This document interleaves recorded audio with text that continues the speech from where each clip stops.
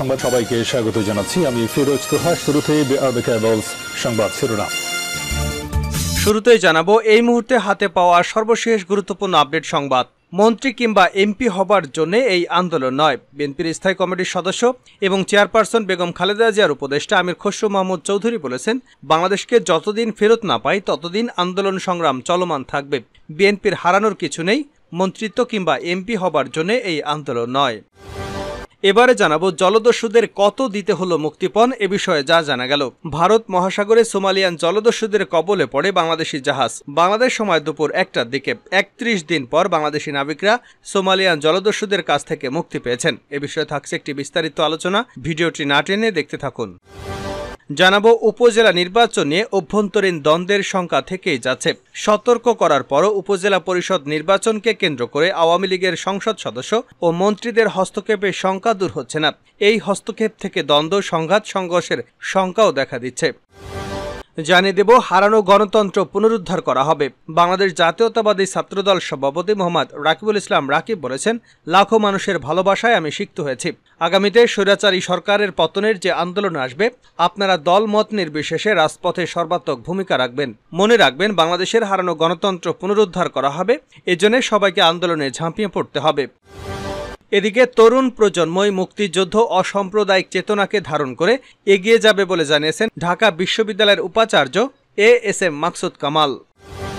এবং সর্বশেষ জানাবো আন্তর্জাতিক সংবাদ।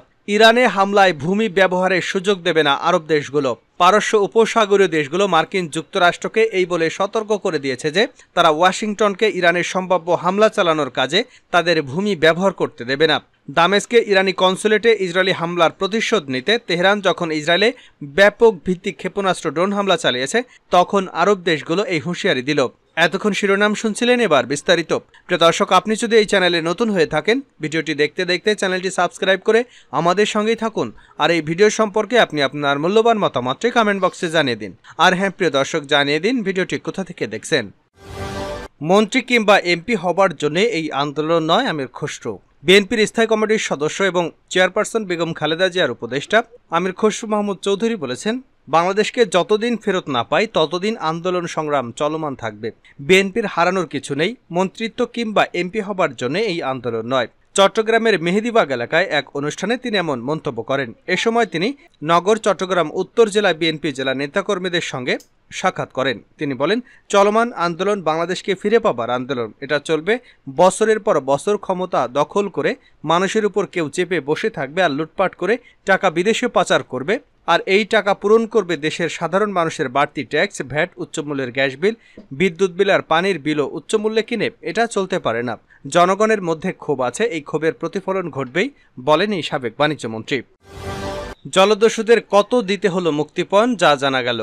ভারত মহাসাগরে সোমালিয়ান জলদস্যুদের কবলে পড়ে গত 12 মার্চ বাংলাদেশ সময় দুপুর 1টার দিকে 31 দিন পর বাংলাদেশি নাবিকরা সোমালিয়ান জলদস্যুদের থেকে মুক্তি পেয়েছেন। মুক্তিপণ দিয়ে জিম্মি থাকা 23 নাবিক ও এমভি আবদুল্লাহ জাহাজ মুক্ত হয়েছে। কিন্তু কত টাকা মুক্তিপণ দিয়ে মুক্তি হলো এমভি আবদুল্লাহ, এই প্রশ্নের উত্তর দেয়নি মালিকপক্ষ। তবে সোমালিয়ান স্থানীয় সংবাদ মাধ্যম পেন্টল্যান্ড মিররের প্রতিবেদনে বলা হয়েছে, জলদস্যুদের সঙ্গে লেনদেন হওয়া মুক্তিপণের পরিমাণ $5 মিলিয়ন, বাংলাদেশি মুদ্রায় যা প্রায় 55 কোটি টাকা। ডলারের অঙ্ক উল্লেখ করে দিয়েছে ব্রেকিং নিউজ। এদিকে জলদস্যুদের সঙ্গে বোঝাপড়া চূড়ান্ত হওয়ার কথা স্বীকার করে সামাজিক যোগাযোগ মাধ্যমে পোস্ট করেছে কেএসআরএম গ্রুপের উপব্যবস্থাপনা পরিচালক শাহরিয়ার জাহান রাহাত।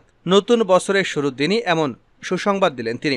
14 বছর আগে একই মালিকের এমভি জাহানমণি নামের আরেকটি জাহাজ জলদস্যুদের কবলে পড়ে। সেবারও তারা মুক্তিপণের অঙ্ক গোপন রাখে।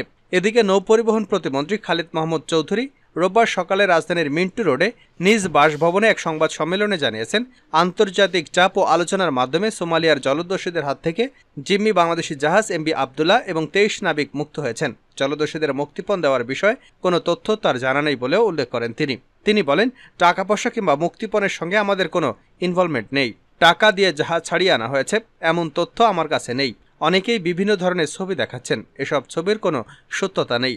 ছবিগুলো কোথা থেকে আসতেছে, কিভাবে আসতেছে সেটা আমরা জানি না। আমরা তাদের সঙ্গে নেগোসিয়েশন করেছি দীর্ঘদিন। এখানে মুক্তিপণের কোনো বিষয় নেই। আমাদের আলাপ আলোচনা এবং বিভিন্ন ধরনের চাপ আছে, সে চাপগুলো এখানে কাজে দিয়েছে।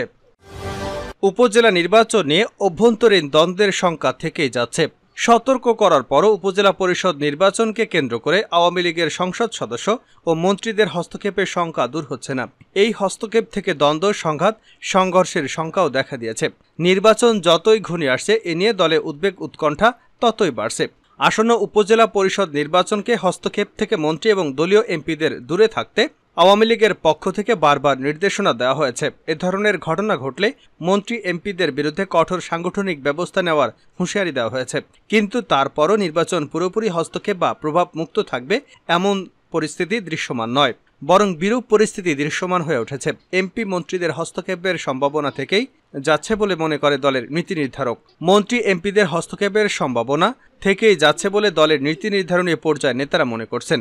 আওয়ামী লীগের একাধিক নেতার সঙ্গে কথা বলে জানা যায়, আইনি বাধা থাকার পর এবং দল থেকে বারবার সতর্ক করার পরও দলের অনেক এমপি মন্ত্রী তাদের ছেলে, আত্মীয়, ভাই এবং ঘনিষ্ঠদের প্রার্থী করেছেন। নিজস্ব প্রার্থীদের পক্ষে তারা প্রভাব খাটানো বা নির্বাচনে হস্তক্ষেপের চেষ্টা করবেন বলে দলের স্থায়ী নেতাকর্মী এবং প্রার্থীদের আশঙ্কা। আর এই হস্তক্ষেপ থেকে অভ্যন্তরীণ দ্বন্দ্ব, সংঘাত এবং সংঘর্ষের শঙ্কা দেখা দিচ্ছে। উপজেলা নির্বাচনে দলের মন্ত্রী এমপিদের সমর্থিত প্রার্থী এবং তাদের ভূমিকা সম্পর্কে জানতে চাইলে আওয়ামী লীগের যুগ্ম সাধারণ সম্পাদক আফামা বাহাউদ্দিন নাসিম বলেন, আমরা একটি অবাধ, সুষ্ঠু এবং প্রতিদ্বন্দ্বিতামূলক নির্বাচন চাই।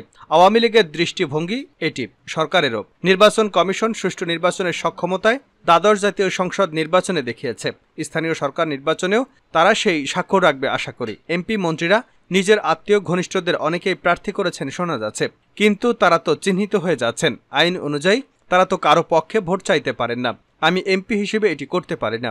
এমপি মন্ত্রীদের সতর্ক করা হয়েছে। এ নিয়ে আমাদের দলের অবস্থান স্পষ্ট।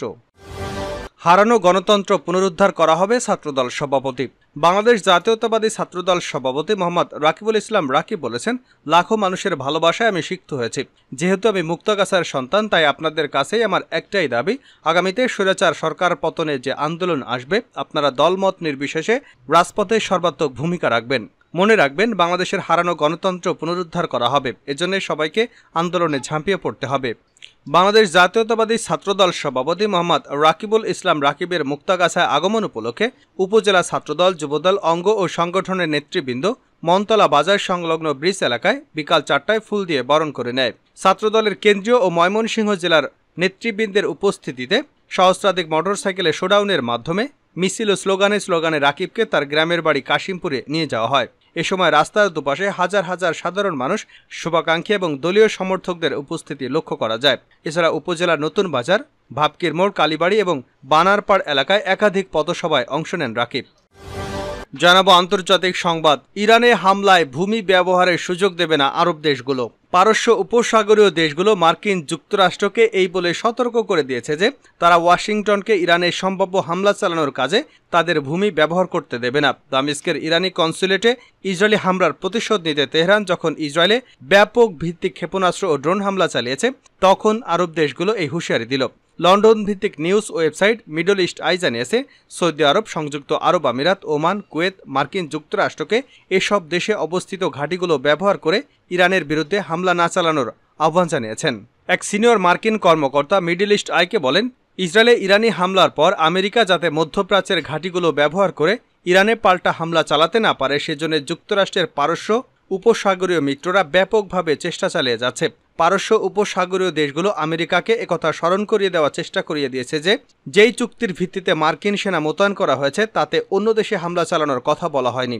এমনকি মার্কিন যুদ্ধবিমানগুলো যাতে এসব দেশের আকাশসীমা ব্যবহার করে ইরানে হামলা চালাতে না পারে সেই চেষ্টাও করছে পারস্য উপসাগরীয় আরব দেশগুলো।